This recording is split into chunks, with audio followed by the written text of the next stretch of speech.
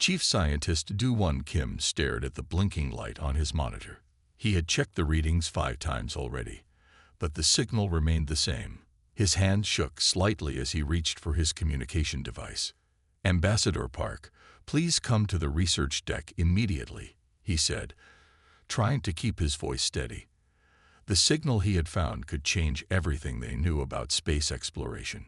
The research vessel Star Seeker was the pride of the Galactic Council.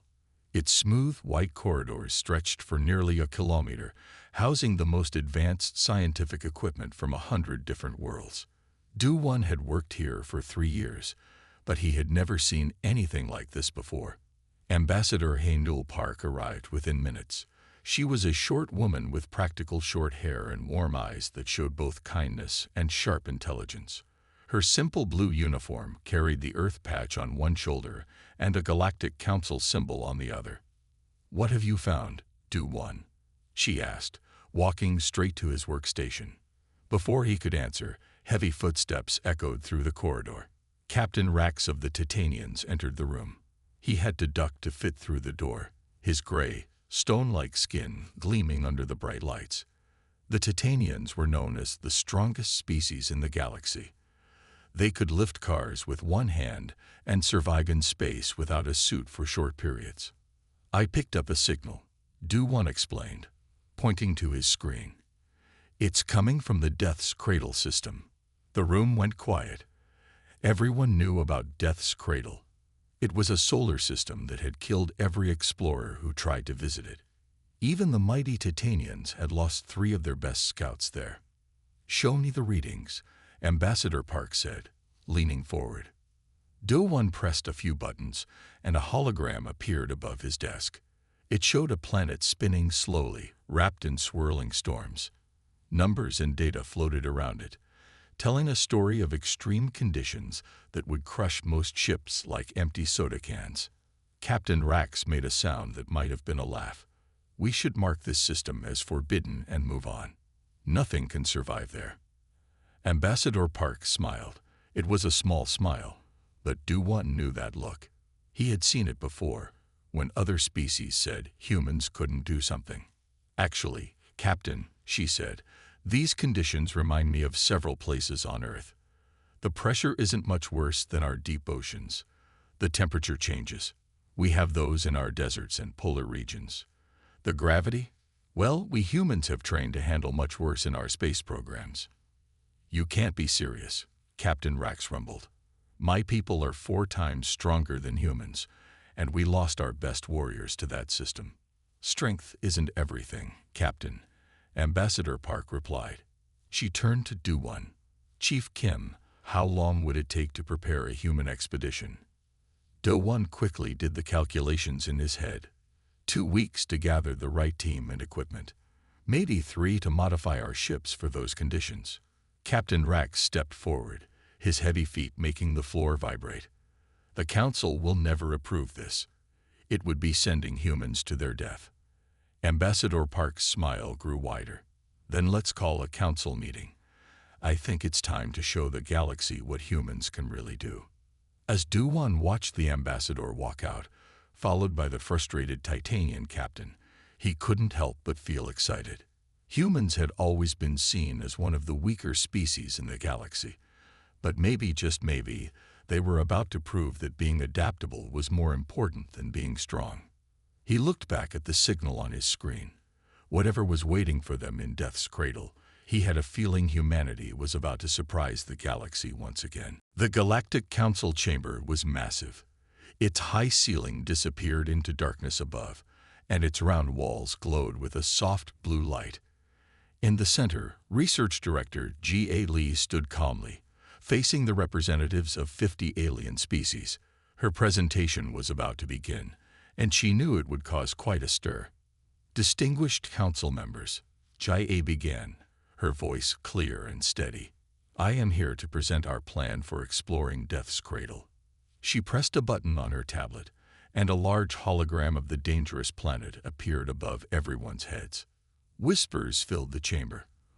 A tall, glowing luminarian stood up, his light flickering with concern. Directly, we have already lost too many explorers to that system. The Titanian scouts were the strongest in our galaxy, and even they did not survive. J.A. nodded respectfully. Yes, council member. But humans are different. We don't rely on pure strength. She changed the hologram to show Earth. Let me explain why we might succeed where others failed. The hologram zoomed in to show different places on Earth. This is Death's Cradle's data, J.A. said, displaying numbers next to the planet. The gravity is 1.4 times stronger than Earth's. The pressure is 1.8 times higher. Temperatures swing from very hot to very cold. She then showed pictures of human cities and activities. On Earth, we live in deserts where temperature changes by 70 degrees in one day.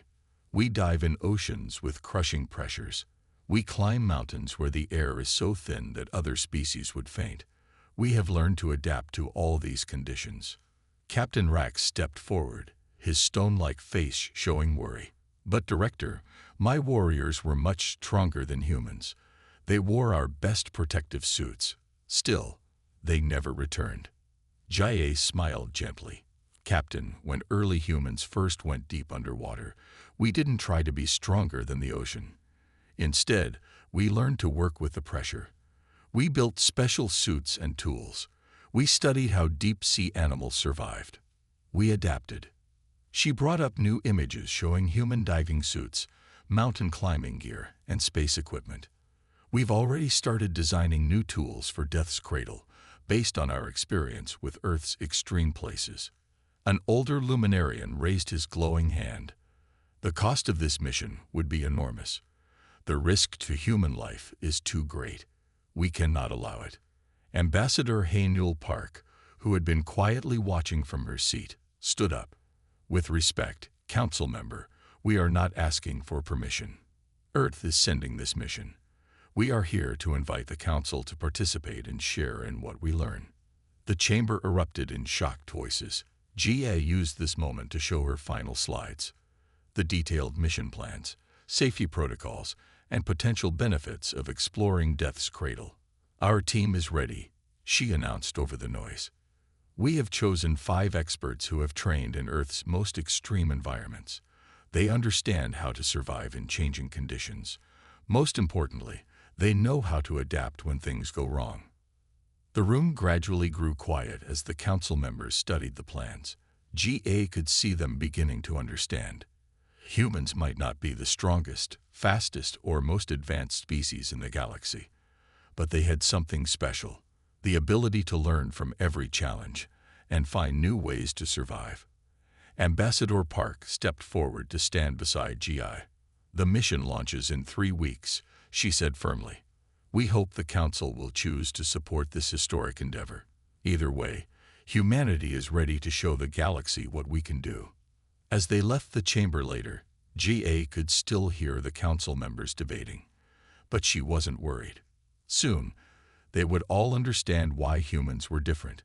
Sometimes, the species that looks weakest might be the strongest of all, not in muscle, but in spirit and creativity. The training facility on Earth's moon was busy with activity. Captain Yoon-suk Kang watched his team work through another simulation, his experienced eyes noting every detail. The room they were in could copy the harsh conditions of Death's Cradle, and today they were practicing in crushing pressure and high gravity. Dr. Myra Song, their environmental specialist, was testing a new suit design. She moved carefully in the heavy gravity, collecting sample rocks from the ground. The suit she wore was different from anything the galaxy had seen before. Instead of fighting against the pressure, it worked with it, just like the shells of deep-sea creatures on Earth. How's the new breathing system working, Mireille? Yoon-suk asked through the radio. Better than yesterday, she replied, her voice steady despite the effort of moving. Taehyun's new design really helps. It feels almost natural now. Engineer Taehyun Choi was their problem solver. He had studied how whales and deep-sea fish handled pressure and used those ideas to make their equipment. He stood at the control panel, watching the pressure readings carefully. 15 minutes in high pressure, Taehyun announced. Everyone still okay? Security Officer Hai-Jin Ba was practicing with their emergency tools nearby. She moved like a dancer, even in the heavy gravity. Her years in Earth's special forces had taught her how to work in tough conditions. "All good here," she reported. "These tools work much better with the new grips." Medical Officer Sun Woo Park checked everyone's health readings on his screen. The team's vital signs were strong, much stronger than anyone had expected. "Heart rates are normal," he said. "Body temperature stable. We're actually doing better than last week." From the observation room above, alien scientists watched with amazement. They had said this training would kill humans. Instead, the team was getting stronger every day. Ambassador Haendel Park stood with the alien observers, feeling proud. "How long have they been in there?" asked a Luminarian scientist. 3 hours, Haendel replied. "Yesterday they did 4. Tomorrow, they'll try for 5. The Luminarian's light flickered with surprise. "Impossible. The pressure alone should have crushed them by now." Haendel smiled. "Humans are good at doing impossible things. Watch this." She pressed the intercom button. "Captain Kang, ready for the temperature drop." Down in the training room, Yoon-suk gathered his team. They had practiced this many times. The room would soon become freezing cold while keeping the high pressure and gravity. It was like combining the worst parts of Earth's deepest oceans and coldest poles. "Remember your training," he told his team. "We've dealt with worse conditions on Earth. Mountain climbers face bigger temperature changes. Deep sea divers handle more pressure. We can do this." The temperature began to fall. Frost formed on the outside of their suits, but the team kept working. They moved between tasks, helping each other, checking equipment. This was why they had been chosen. Each person was an expert, but together they were even stronger. Sun Woo watched their health readings change as their bodies adapted to the cold. "This is fascinating," he said, making notes. "Our bodies are actually getting better at handling these conditions. We're learning, just like we learned to live in every climate on Earth." As the day's training ended, the team gathered in their ready room. Their suits showed signs of the harsh treatment: frost marks, pressure wear, gravity stress. But the people inside them were smiling. 3 more days of practice, Yoon-suk said, looking at each team member.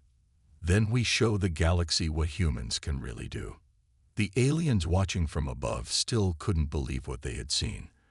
But the human team knew better. They weren't just preparing for death's cradle. They were proving that humanity's greatest strength wasn't in powerful muscles or advanced technology. It was in their ability to adapt, to learn, and to work together against any challenge. The human ship, Earthborn, hung in space above Death's cradle. Through the front window, the planet looked angry. Huge storms covered its surface, swirling in patterns of red and brown. Lightning flashed in the clouds, each bolt bigger than a city. Captain Yoon-suk Kang sat in the pilot's seat, his hands steady on the controls. The ship's computer showed warning after warning, but he remained calm. Behind him, his team ran their final checks. "Main hull pressure system ready," Engineer Ta Hyun reported. He had designed their ship based on deep-sea creatures from Earth. The hull could squeeze and stretch like a whale diving deep underwater. No other ship in the galaxy worked this way. Dr. Myra Song studied the planet's readings. "The storms are stronger than we expected. Wind speed is twice what the Titanian ships faced." She paused, then smiled. "But still less than an Earth hurricane." Through the radio, they heard worried voices from the Galactic Council's observation ship. "Human vessel, we advise you to abort. These conditions are beyond safety limits." Security Officer Hai-Jin checked the emergency systems one last time. "All backup systems green," she announced. "We're as ready as we'll ever be." "Medical systems online," Sun Woo added from his station. "Everyone's vital signs are normal. We can do this." Yoon-suk took a deep breath. "Council Station, this is Earthborn. We are beginning our descent." His fingers moved over the controls, and their ship started down toward the storm clouds. The first turbulence hit them hard. The ship shook like a leaf in a storm, but unlike the rigid ships that had tried before, Earthborn moved with the wind. Its flexible hull bent and twisted, staying strong by being soft, just like a tree bending in a storm. Pressure increasing, Tahyun called out. Hull is responding perfectly. We're actually using the pressure to strengthen our structure, just like a submarine. They entered the thick clouds. Lightning flashed around them, but the ship's special coating, based on how birds handle static electricity, kept them safe. The gravity got stronger, pushing them down harder than anyone had expected. Gravity at 1.6 times Earth normal, Mayray reported. That's higher than the probe showed, but our suits can handle it. Deeper they went, fighting through layers of storms. The ship groaned and creaked, but held together. Every part of it used ideas from Earth's creatures, whales, birds, deep-sea fish, even tiny water bears that could survive in space. 1,000 meters to surface, Yoon-suk announced. Through breaks in the clouds, they could see the ground below. It was a harsh landscape of rocks and metal plains, swept by constant storms. The landing was the hardest part. As they came down, wind and gravity tried to crush them. The same forces had destroyed 3 Titanian ships, but Earthborn's landing gear spread out like an octopus's tentacles, gripping the ground in 8 places. When one leg bent in the wind, the others held stronger. With a gentle bump, they touched down. For a moment, everyone sat in silence, feeling the ship adjust to the incredible pressure around them. They had done it. They had landed on a planet that had killed every other visitor. Council station. Yoon-suk radioed, his voice calm and professional. This is Earthborn. We have landed safely. Beginning surface operations. He turned to his crew, pride showing in his eyes. Let's show them what humans can do. Outside their windows, death's cradle storms raged on. But inside Earthborn, 5 humans prepared to walk on a world that the galaxy's strongest species couldn't survive.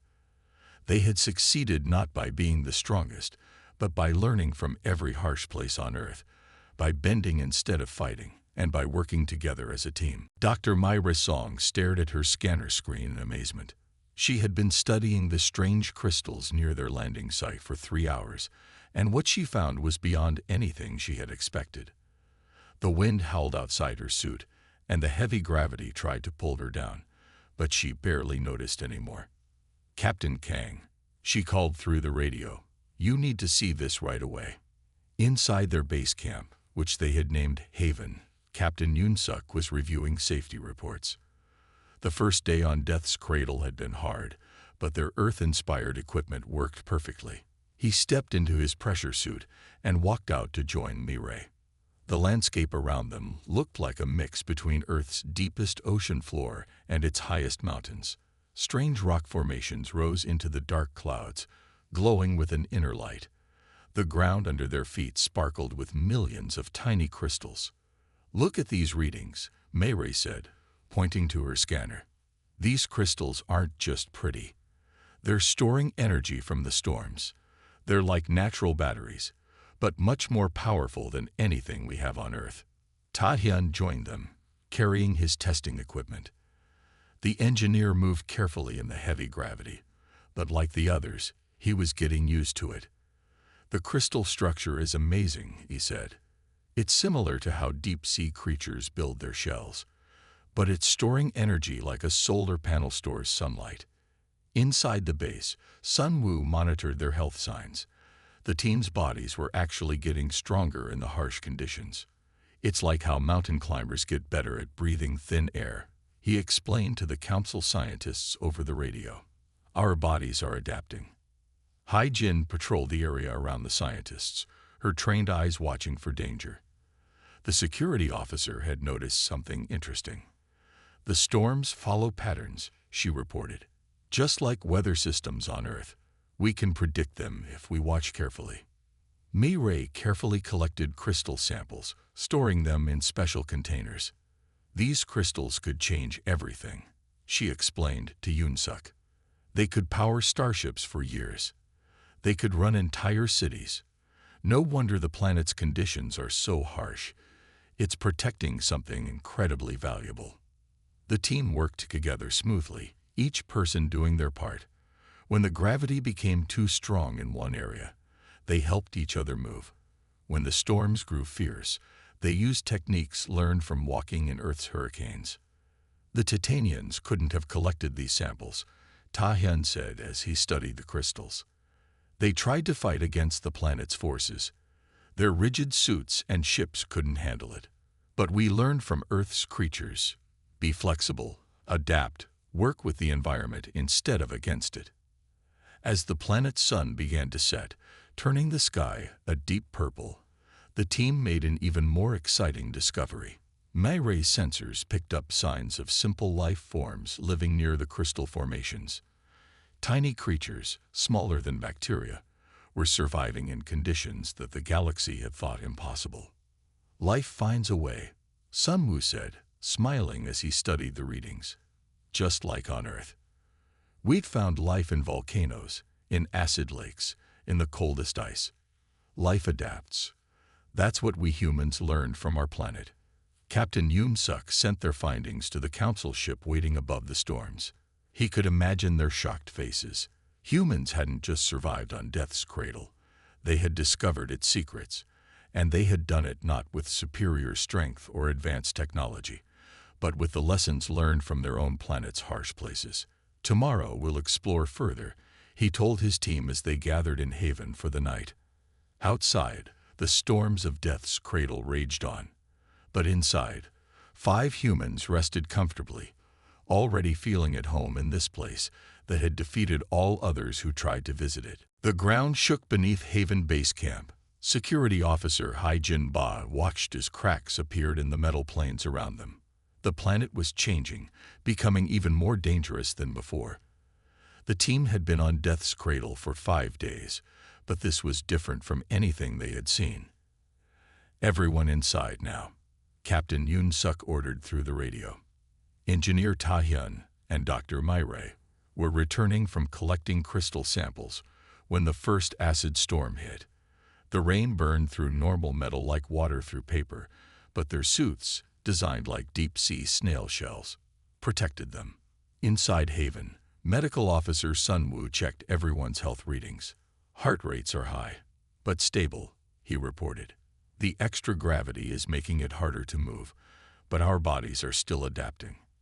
Through the base's windows, they watched as Death's Cradle showed its true power. The gravity increased even more, now nearly twice Earth's normal pull. The storms grew stronger, with winds that could pick up rocks the size of cars. The temperature swung wildly between burning hot and freezing cold. Council Station. This is Haven, Yoon-suk called through the space radio.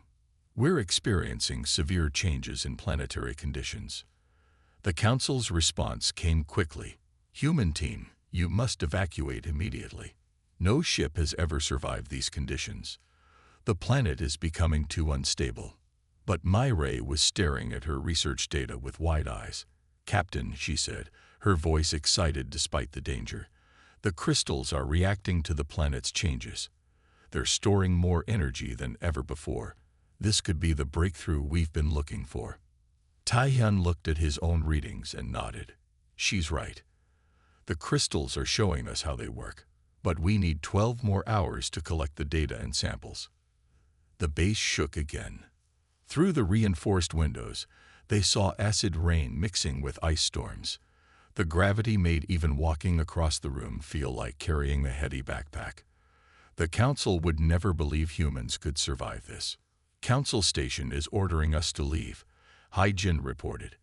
They say the conditions are beyond any safe limits. Captain Yoon-suk looked at each member of his team.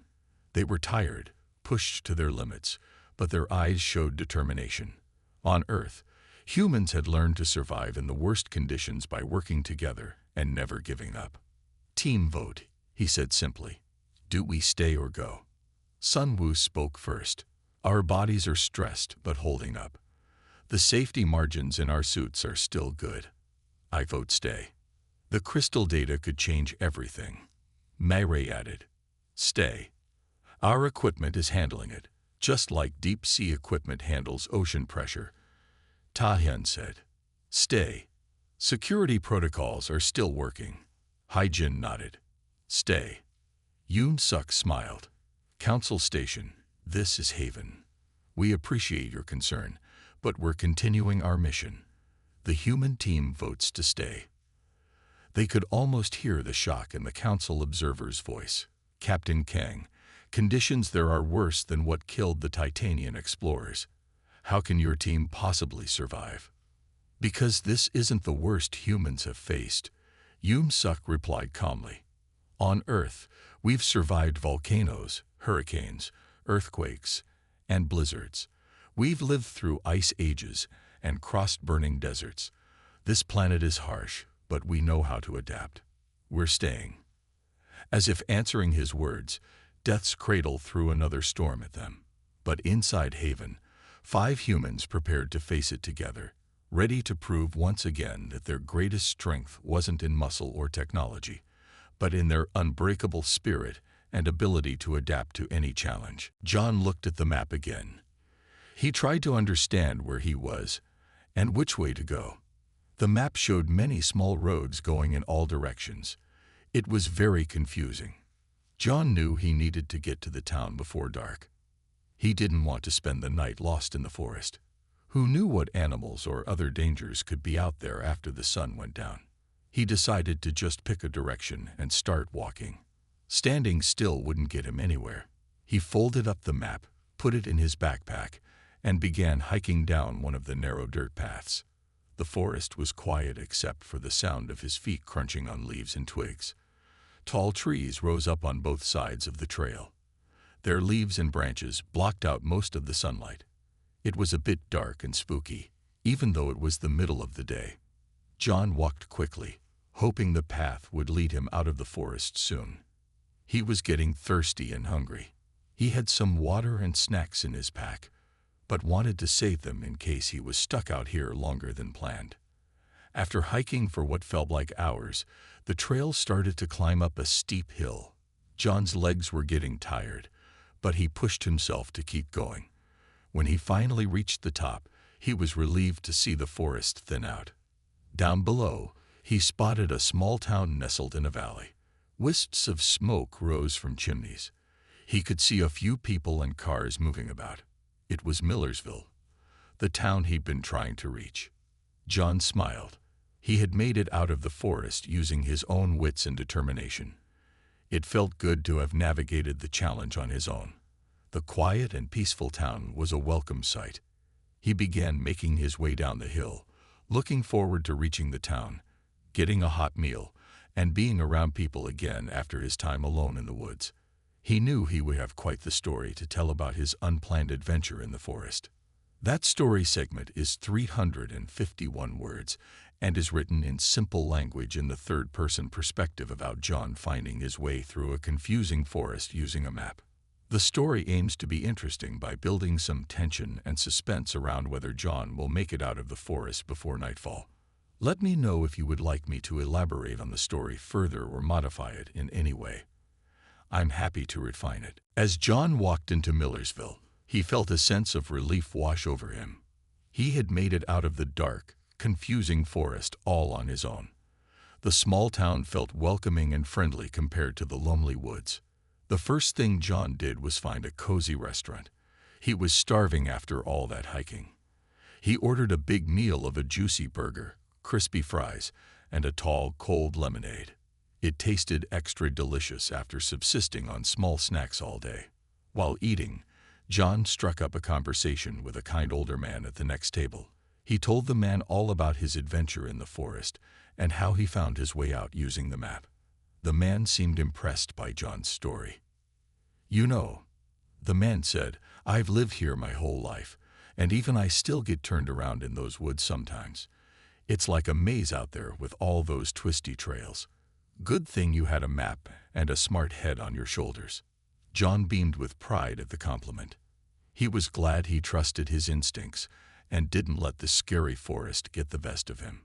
The man and John talked and laughed like old friends for the rest of the meal. After dinner, John found a small hotel to stay for the night. As he settled into the simple but clean room, he thought about his crazy day. What had started as a short nature walk had turned into an unexpected adventure. He was proud of himself for staying calm and working through the challenge of being lost. He had proven to himself that he could handle difficulties on his own. As he drifted off to sleep, John smiled, feeling a bit wiser and more confident than he had when he first entered those woods. He dreamed of more adventures to come. The next morning, John awoke feeling refreshed and ready to head back home. He left Millersville with a newfound appreciation for both the beauty and hazards of the natural world, and the satisfaction of navigating his way through them. He knew this was an experience he wouldn't soon forget. This part is 349 words, for a total of 700 words so far in the story. It maintains the simple language and third-person perspective. The story wraps up on a positive note, showing how John grew from the experience and left the town feeling satisfied and more self-assured from overcoming the challenge on his own. Let me know if you would like me to continue the story or modify this part in any way. I'm happy to refine it further.